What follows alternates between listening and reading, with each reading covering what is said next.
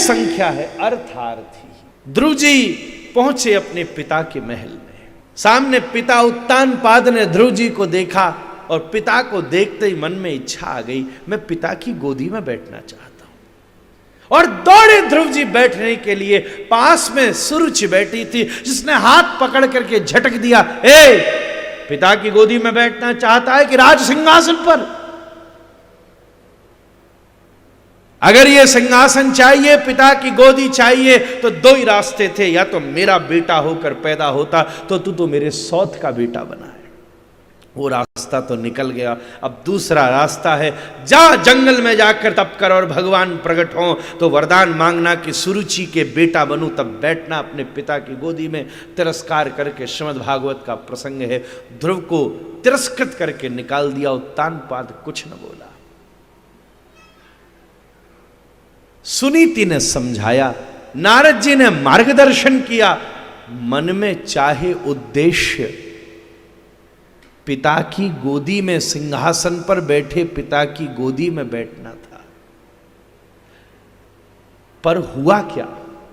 जब आप संसार के वस्तु की प्राप्ति के लिए भजन करते हो, पर भजन करते समय उस वस्तु की कल्पना नहीं, भगवान की भावना करते हो, तब एक बड़ा अद्भुत काम होता है।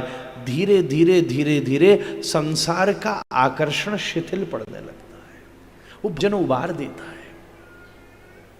परंतु अगर भजन करते हुए भावना नहीं, उस वस्तु की ही कल्पना करता रहता है, तो होता यह है कि भजन छूट जाता है और वस्तु प्रबल हो जाती है। इसलिए भगवान उसको भक्ति की श्रेणी में नहीं रखते। आपके मन में इच्छा हो, आहा मैं खरबपति आदमी हो जाऊं, और खरबपति होने के लिए मैं चाहे गिरिराज जी की परिक्रमा लगाऊंगा, हर रोज लगाऊंगा, हर महीना लगाऊंगा, रोज जाके राम जी का दर्शन करूंगा। राजा है महाराज, और राजा खुश हो जाए तो क्या ना बना दे, जाके दर्शन करूंगा। चाहे इस उद्देश्य से दर्शन हो, पर आकर्षण उस उद्देश्य का नहीं हो, आकर्षण राम का हो, बस, तो देखना थोड़े दिन में बातें बदलने लग जाएंगी। ध्रुव गया तो इसीलिए था कि पिता की गोदी में बैठना चाहता था, पर जब तपस्या करने बैठा 6 ही महीने में बात बदल गई। वो तो पिता को चाहता था, उसके सामने परम पिता प्रकट हो गया, बात बदल। संसार दे देना तो भगवान के लिए बड़ा आसान है। वो प्रथम श्रेणी है, अर्थार्थी ही। दूसरी श्रेणी कृष्ण ने कही आर्त। आर्त का मतलब यह है, पहला व्यक्ति वो है जो कुछ पाना चाहता है, दूसरा व्यक्ति वो है जो कष्ट में है। आर्त मतलब दुखी है, और उसको अब यह भरोसा हो गया है कि मेरा दुख कोई दूर कर सकता है तो ईश्वर कर सकता है, दुनिया का कोई व्यक्ति नहीं कर सकता। सबको मैंने टटोल लिया। द्रौपदी कौरवों से घिरी थी, द्रौपदी कौरवों से घिरी थी, मुरली वाले से विनती करी थी, हरि आकर के, कृष्ण आकर के चीर बढ़ाए, हरि दौड़े चले, जिसने हरि गुण गाए, हरि दौड़े चले। देखो, संसार के दुख को संसार से ही भरने की हम कोशिश कर रहे हैं, ये कैसी बात है? खाली को खाली से भरा जा सकता है, अंधेरे को अंधेरे से गायब किया जा सकता है, प्यासे को प्यास से बुझाया जा सकता है, कभी नहीं बुझाया जा सकता। अधूरे को अधूरे से पूरा नहीं किया जा सकता। करोड़ों जीरो लगा दो, जीरो ही रहेगा, केवल एक लगा दो, हर जीरो को औकात मिल जाएगी महाराज। औकात मिल जाएगी। अधूरे को अधूरे से पूरा नहीं किया जा सकता, पर अधूरे को पूरे से पूरा किया जा सकता है। दूसरे प्रकार का व्यक्ति वो है जिसको दुनिया में बड़ा कष्ट हुआ है।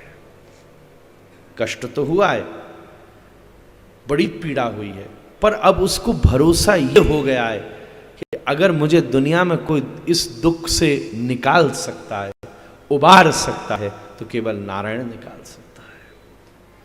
हाथी को खींचता था मगर सबको उसने बुलाया। आपने कभी फुर्सत मिली आपको तो श्रीमद् भागवत के अष्टम स्कंध में वर्णित गजेंद्र मोक्ष की स्तुतियों को देखिएगा, उसका अर्थ पढ़िएगा। एक वो गजेंद्र जिसका पैर मगर ने पकड़ा हो और वो डूबने वाला हो, इतनी सी सूंड बची हो, क्या वो इतनी वैदांतिक बातें कर सकता है? कभी उसका अर्थ पकड़ के देखिएगा। बड़ा दुखी है। हे गोविंद राखो शरण अब तो जीवन हारे। सूरदास जी ने क्या व्याख्या की है। तो मैं उनको देखता हूं, जैसे ट्रेन में रिजर्वेशन उनका है, पक्का है, बस बोगी का अंतर है, अलग अलग बोगी।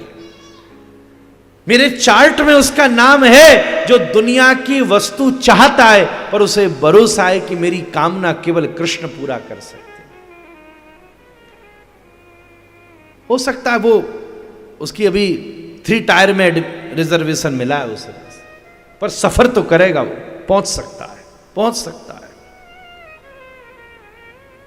दूसरा व्यक्ति वो है जिसने ये अनुभव कर लिया है कि ये दुनिया में मुझे बड़ा कष्ट दिया है, बड़ा कष्ट दिया है, और आश्चर्य की बात है कि दुनिया के बड़े कष्ट को पूरा करने के लिए हम दुनिया की ही वस्तु का प्रयोग कर रहे हैं।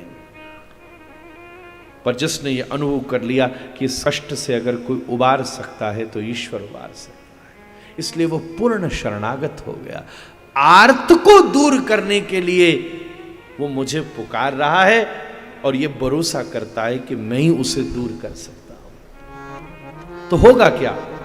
होगा ये, उसके आर्त दूर होंगे, वो तो प्रारब्ध की बात है।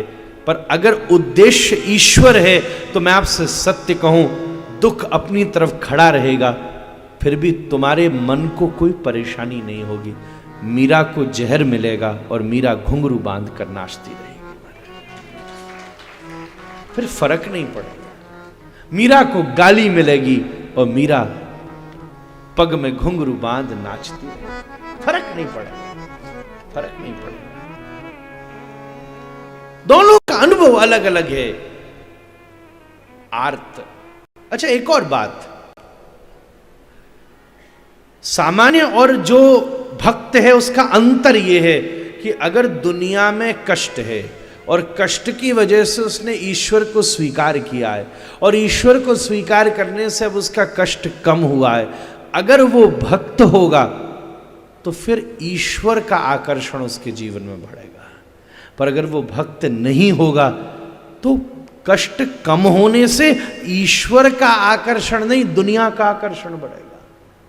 भाई अब तो ये टाइम निकल गया, इतना ही अंतर है। श्री कृष्ण ने बड़ी समझदारी से समझाया है। तीसरा प्रकार, टाइम बहुत हो गया पर थोड़ा प्रारंभ भी विलंब से हुआ था, एक ही दिन की तो सेवा है महाराज।